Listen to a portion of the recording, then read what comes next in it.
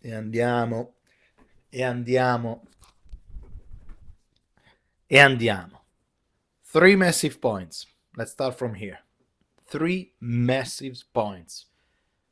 The Rossoneri beat Cremonese 0-2 in Cremona with a goal at minute 90 of Pavlovic and 4 minutes later from Rafael Leao. But Nicola's team, Nicola is always. I don't know what is the magic trick that Nicola has against Milan. It's always a tough match. Man. Well done, Cremonese, really to last 90 minutes against us. So here we are, guys. A little reaction. We're going to go through the analysis of the match, about the players, about the final result, and an overall views of this part of the Campionato. And, well, getting ready, because the next one is the big one. The next one is the big one, is the derby. Milan-Inter on a Sunday night. So, yeah, from now on the countdown officially started to face those Aya favorite team. I'm still bitter. I'm sorry. I'm very bitter with that team, with Marotta. But anyway, guys, let's start step by step, okay? Let's start with how Milan arrived at this match, because let's be honest, we didn't pass a good week.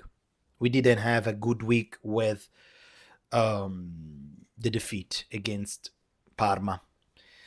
A defeat against Parma that makes even more upset the Milan fans, because we saw what's happened in Parma Cagliari with Valenti doing exactly the same moves.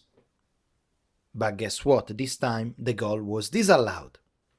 But against Milan it was allowed. It makes me feel really, really, really unfair, let me tell you this, okay? So Milan had this week to prepare the match with this bitter taste in his mouth. We arrive to play in Cremona on a Sunday, very early, 12:30 o'clock. Usually we play at night, around 8 o'clock, 9 o'clock. This time we play at 12:30, which is, I guess, if you're watching from one side of the world, it's very, very early in the morning. If you're watching on the other side of the world, it's quite late. 12:30, it's very unusual to play in Italy. And I have to say, Nicola, really, let's say this, that before the match we knew where we were going, because we were playing against a small team, a so-called, pass me this word, okay, a small team against Nicola, away at 12:30.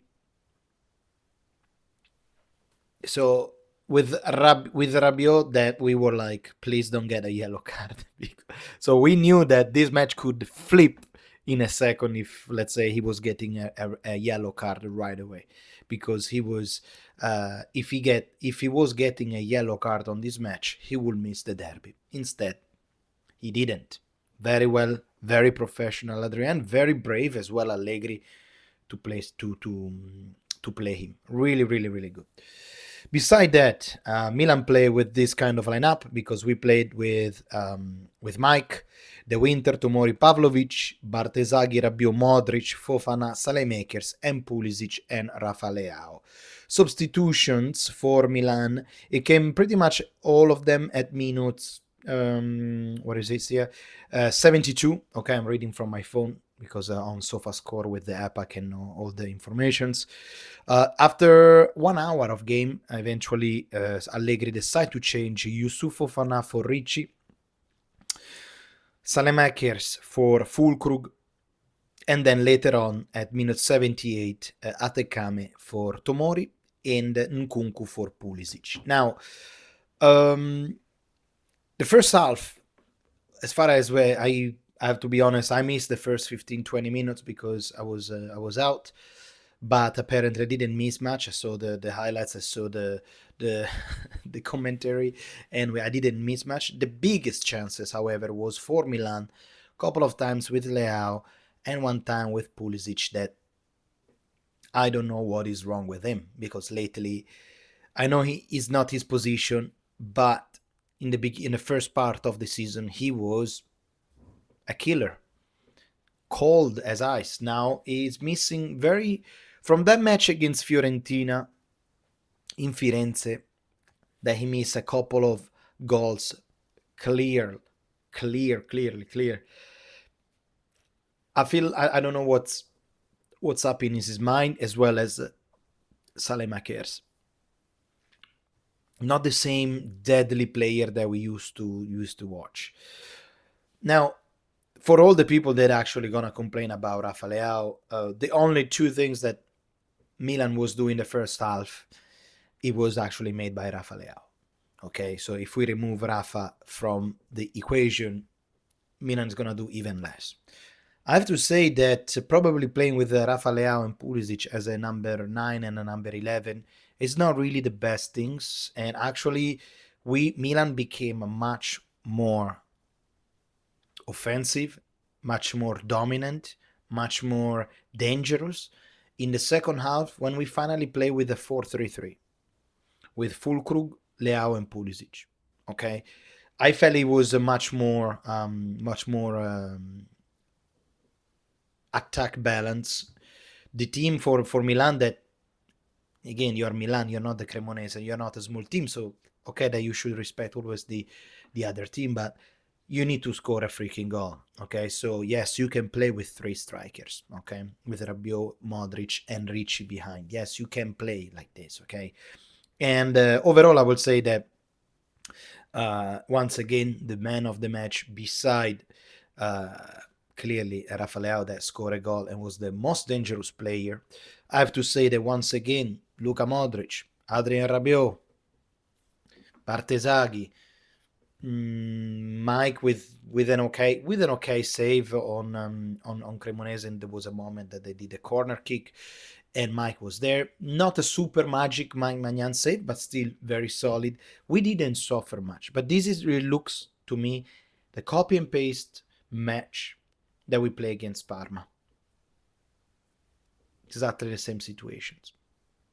And until minutes 85, 86, I was really upset, because it doesn't adds up. It doesn't adds up, and it doesn't. Unfortunately, this time we have to bring home a draw with a lot of regrets. Meanwhile, for example, if you look ahead, Inter, sometimes they don't play the best match, still they bring in home 3 points. Okay, so I was a little bit upset about this. Eventually, yes, we won, and they even the ref even tried to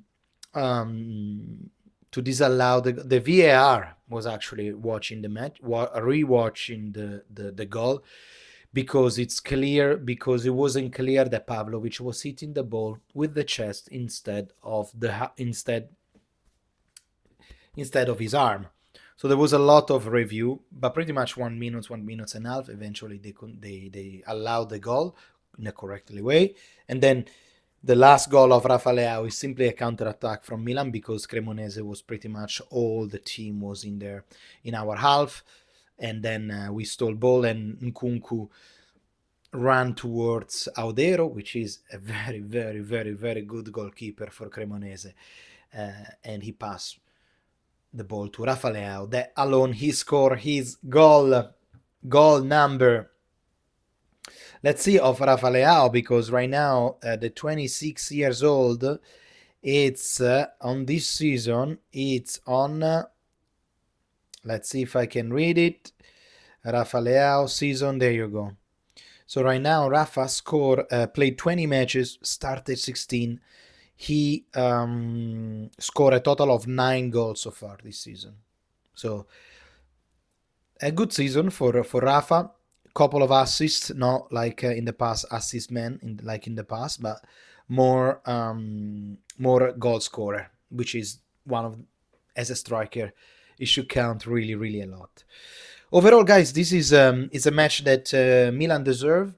It's a match that if you were sleeping, you didn't lose any wow match of Milan, to be honest. Don't worry about it, because these are not the match that you have to watch, but the match that you want to watch It's the derby next Sunday. Derby that is going to be playing Milano San Siro in the house of Milan, and it's coming in a situation where Inter is 10 points ahead of Milan. Pretty critical the situation. Milan, Inter is first, and because they've been eliminated from Champions League, and during the week they're going to be playing actually Como in Coppa Italia, we have a little bit more time of resting. But I don't know why, guys. I feel like in between Pisa, Parma, and Cremonese, I always feel the team is very tired. I don't know if it's a Allegri game style. I don't know what it is. But man, oh man, this team looks all the time very tired. It doesn't look sharp. It doesn't. It has very, very passive pressure. And that allowed good counterattack. But other than that, I'm sure that against Inter, there's going to be the first half where Inter is going to try to do the most, because that's where they have the energy. That's in the first half for sure. They're going to try to do the most. We're going to have to try to compensate a little bit of gameplay with our best player. Hopefully Rafael, Bartesaghi can be back, even though I saw him leaving the pitch not 100%, which makes me feel a little bit anxious. But other than that, really, I hope that this victory in the last minute can really bring up a little bit of that proud that I feel, especially in the last couple of matches, it was missing. Against Pisa, had to be Modric at minutes 84. Against Parma, it didn't work out. With the help of the ref, it didn't work out. This time, we were able to score only at minutes 90. Come on, boys. Come on.